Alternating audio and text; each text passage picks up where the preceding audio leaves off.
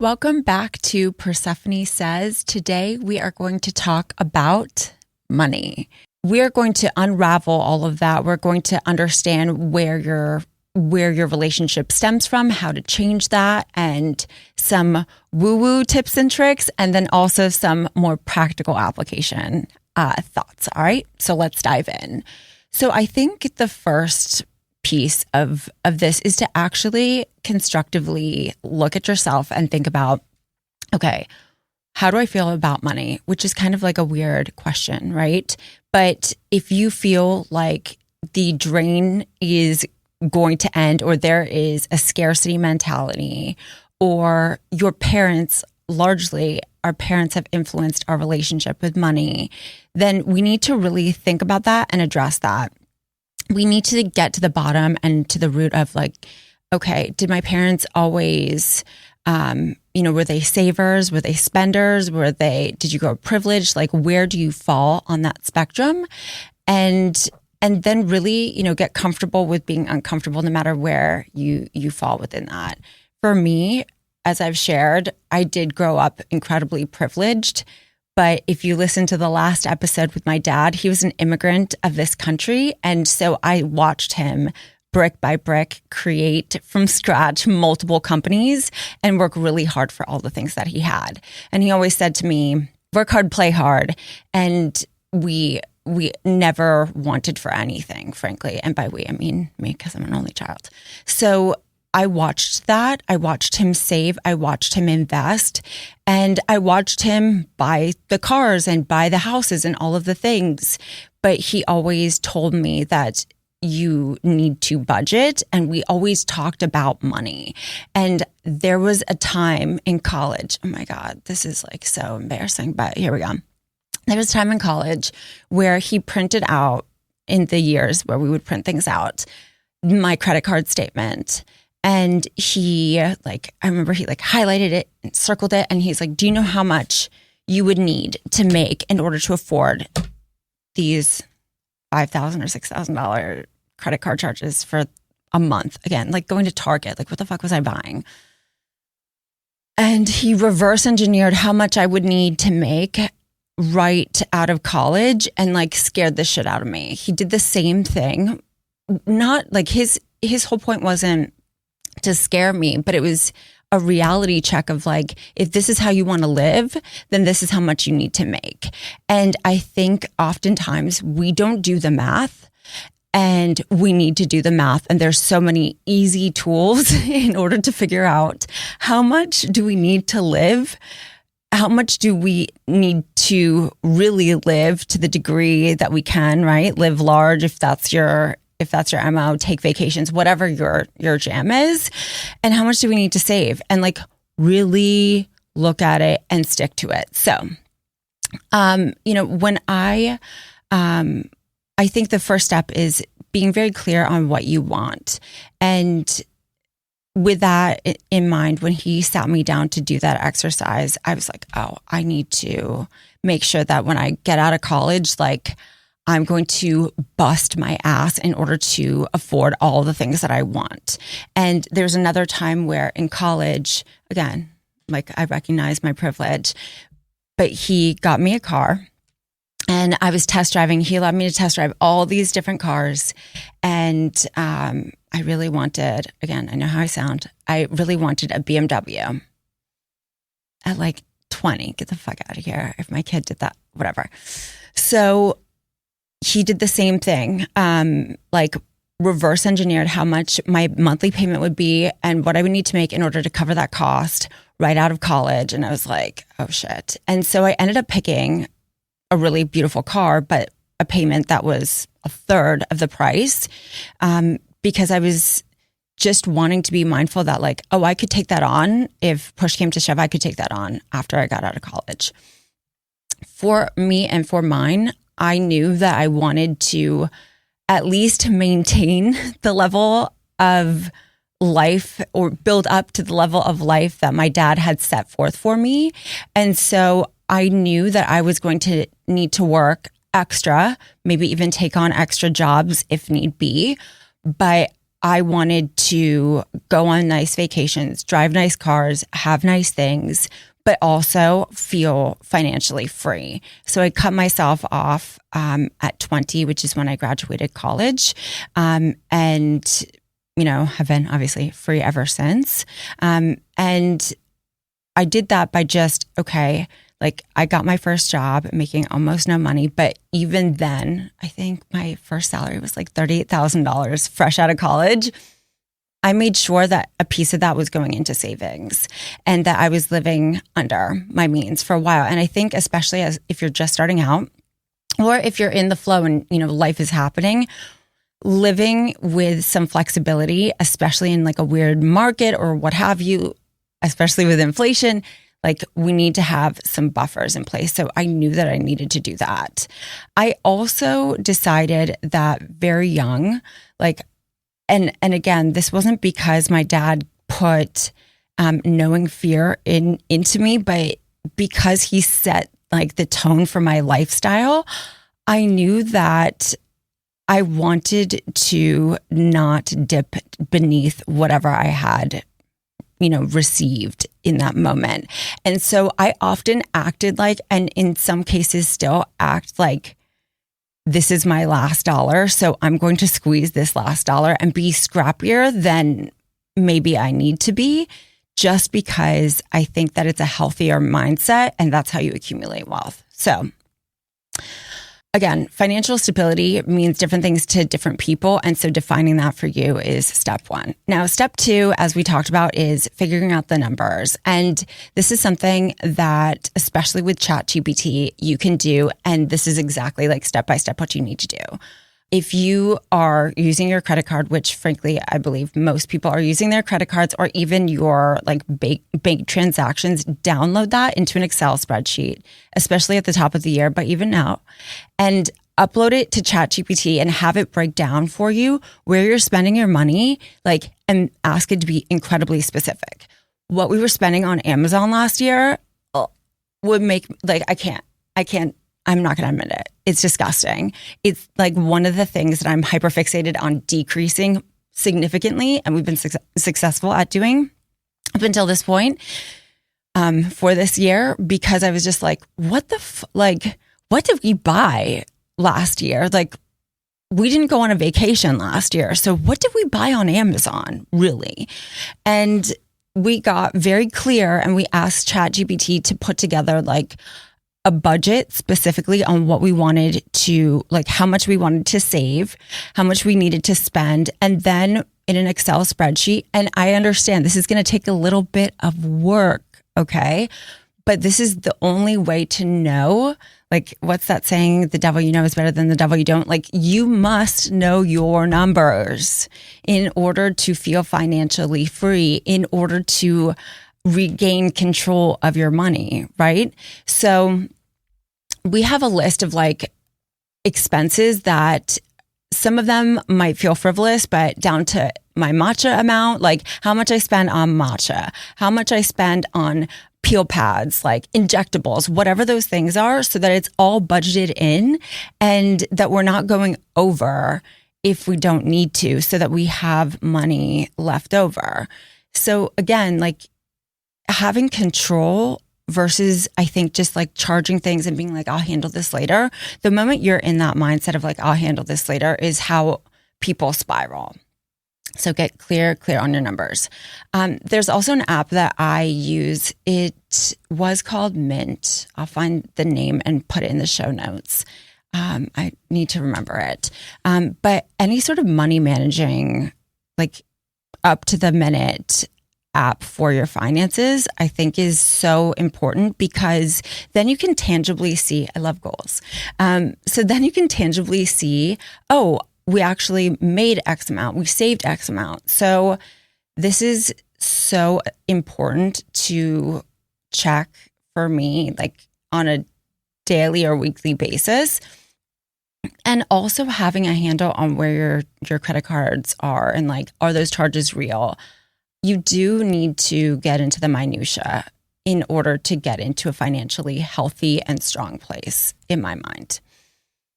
Now, one thing, and like one difference between Eddie and I are our relationships to money. And he comes from more of a scarcity mindset, where I come from an abundance mindset. And I'm now actively working on getting him over here. And again, a lot of that is injected into you from your parents.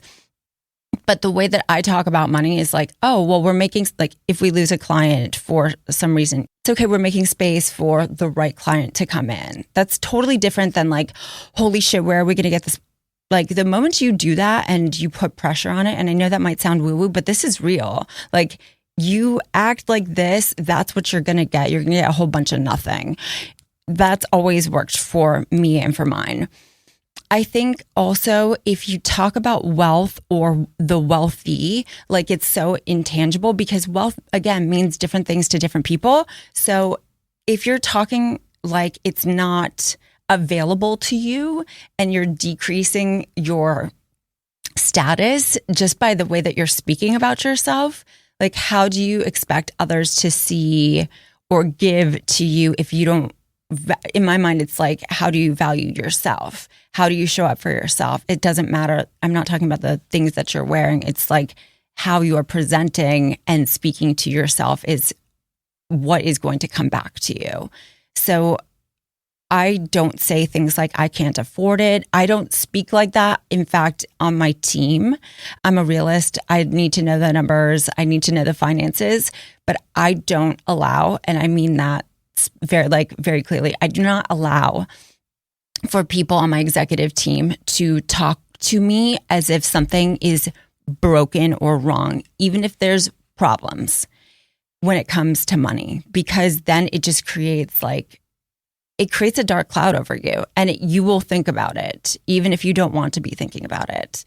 So again, protect your energy and really think clearly about how you want to talk to yourself, how you want to talk to yourself, and how others should perceive you. Okay. Now we're going to get even more woo-woo, but I swear this works. It has worked for me up until this point. I believe that having a money mantra is really important. So if you know Gabby Bernstein, or honestly, just scroll a little bit on TikTok or Instagram, you'll find a bunch of them. But one thing that she always says is, I'm a money magnet and money comes to me easily and freely. And so I have that written everywhere in my house, on my, like, behind my desk, on my computer, on my bulletin board. I write it every single day in my journal, and like, it works.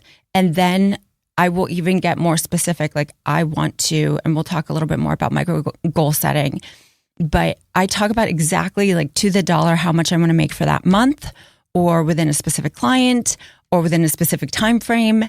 And that shit works. So I'm not saying that you'll sit back and it'll just come to you. You need to work for it. And I think for whatever reason, there's like a little bit of a disconnect there. But again, like attracts like. The other thing I do is I actually have $100 bill glued onto my desk, or like taped onto my desk, that I've written on that says, like, money comes to me freely and easily. And it's a renewable resource. Like, it's everywhere. And, you know, our revenue targets, like, I have them written everywhere around me. So it's constantly in my face. So I am reminded as to what I am going for all the time. So again, that is your woo-woo mantras for the moment. Okay. The next step is to give yourself some micro goals. So yes, saving X amount. Like, I think if you are looking at something annually, that's great. But let's be honest, I'll speak for myself. I need to know that I'm moving the needle a little bit at a time. So yes, I might want to save 20%. I'm just throwing out numbers, 20% this year of what we're making. But I need to know that in micro steps and month by month, that I'm actually chipping away at that goal. So break down those goals, not only from an annual perspective, but from a month over month perspective, because it will really, really help you. One thing that Eddie and I did when we had absolutely no money to spend. Again, I was making $38,000 a year at this time. We opened up a joint bank account, savings account rather, and we had $25 or $50 a month just auto drafted into this account. And every couple of years, we pull out that money for like massive vacations. We haven't stopped that. We just pulled out some for our Portugal trip that we're taking in a couple of weeks. And I was like, oh shit, I forgot. It's like a surprise and delight money, frankly. So I think that that's really important to have just like a little tiny nest egg of like fun money. And that was the whole point, was we wanted to have like a little bit of money so that we could always take vacations and that we didn't have to feel any pressure on ourselves at any time to like that we were going to be broke for that month or something when we were first starting out. Now, as I said at the very beginning of this conversation, I'm very clear as to how I want to live and what I want to do with my life. And I started this business right before I got pregnant with my boys, when I was struggling to get pregnant. And the whole point was to have fuck you money. Like that was the whole point, was to just have like a whole other stream of fuck you money that if I wanted to Chanel today, tomorrow, and the next day, I could do that. And Eddie and I also have separate bank accounts and a together bank account. And I honestly, like, to each their own, but I think that's so important because I don't like to ask for permission for anything. So we started with just, I think I was charging people $300 a month at the time until we continued to increase it. And then when we got pregnant with the twins, I panicked and I was so scared that I was going to be eating ramen for the rest of my life. No shade on ramen, but I was just afraid that we weren't going to be able to afford our life and that we were going to move to Texas. I literally said this like within an hour of finding out that we were having twins, because that was a surprise. That fire under my ass was one of the best things that ever happened for a myriad of different reasons, because that fuck you money became nanny money. That fuck you money became daycare money. And so we had enough money in there for a night nurse and 2 or 3 years of daycare that was just sitting there untouched. We didn't draft from it. And like with very few, I've still bought a couple things, but it was really for like this new life that we were building so that our existing life did not have to change. And that was one of the best things that I did and that we did as a couple. And, if a side hustle isn't for you, cool. Like I get it. A lot of people don't want to work that much all the time. I totally understand. So again, one thing that I learned from my dad really early on is, how can you make money by just getting rid of the things that are sitting there and like collecting dust? And so since I was 16 or 17 years old, I've been selling things online on Poshmark, on eBay, renting my wardrobe, like whatever, to make extra money all the time on Facebook Marketplace, like thousands and thousands of dollars, just from things that like I haven't worn in 5 years that have value, or even things from Zara, and that is something that we can all pretty much do, that costs you a little bit of time and a little bit of consistency. But if you're interested in knowing like the step-by-step, I have so many tips and tricks and apps that I use, and I can even walk through all of that if you're interested. But there's so many apps that you can be making money. And I make a couple $100s just from renting my wardrobe. Like people rent my pieces that I no longer wear, or I've worn once and probably will never wear again, like all the time. And they're not necessarily like high value items. That's the thing. That's like where I think people are like, oh, well, it has to be no, Zara, guys. Like people want things that people are more like eco-conscious too. So how can we make money from, sustainability? There you go. Okay. So again, make micro goals, even if it's like, I want to, on my side hustle or by selling the random things that I'm not using in my house, I want to make X amount each month. Or if you want to become a creator, or, you want to start influencing, like, it is fairly easy to be making money as a creator and influencer at this point if you're intentional about it. It's just, we have to have some thought and strategy behind it. All right. Next big important step is to invest your money in the market or get a money manager of some sort. I, again, thankfully, because I always had an open dialogue with my dad about money, he invested my money and specifically my commission that I was making at my previous job and doubled/tripled it. And I was able to invest that money into starting this business and didn't need to take out any loans or anything of that nature, which is ideal, right? It's also scary because I think it feels overcomplicated. There are a ton of apps. I think there's one called Acorn that's pretty popular right now, where I think you can start by investing just like $10 a month or something small. But I'd highly encourage you to ask your friends who's managing their money and get an understanding as to like what that's going to take, because by investing in a money manager, you're investing in yourself and in your future. And I think all of this is hard, again, for women to want to sink their teeth in. I'm not creating blanket statements, but in my experience, almost nobody will talk about it with me. And I've always been that person to be like, oh, let's renegotiate your contracts. Let's like see how much more we can make you, whatever, how you can make more money. I love talking about it. Again, yes, savings accounts, but there's so many different ways in which you can do this, even in life insurance policies. Like, just if you want a whole other episode on more minutia, we can go there. I'm always happy to talk about it. Okay.